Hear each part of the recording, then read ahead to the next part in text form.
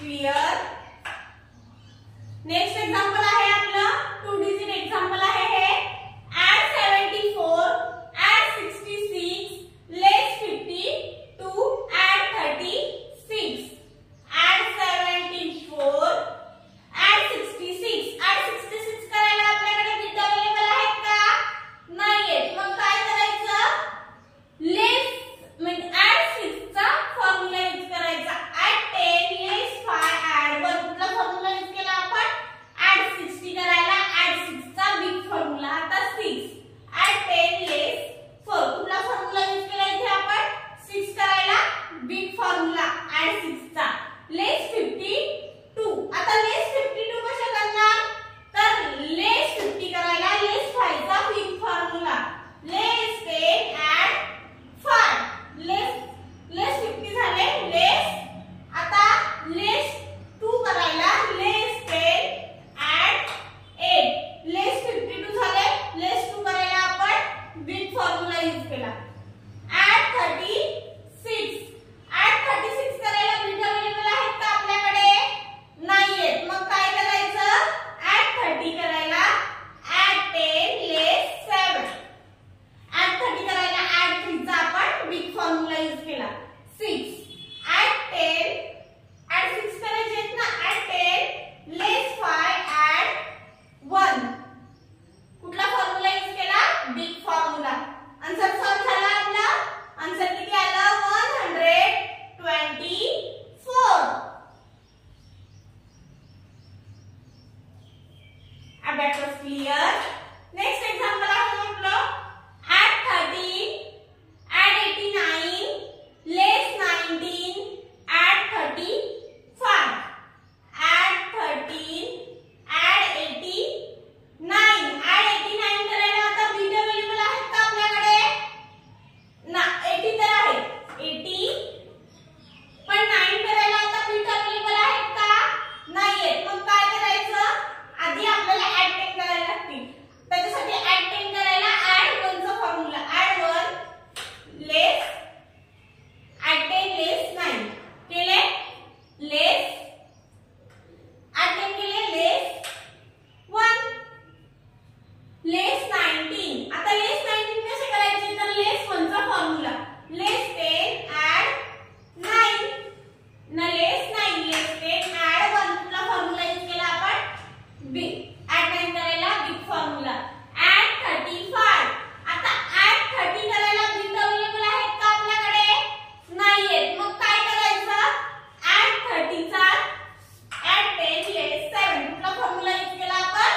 Big formula 30 हे 5 add 35 झाले. Answer आला आपला. आन्सर किती आहे? 118.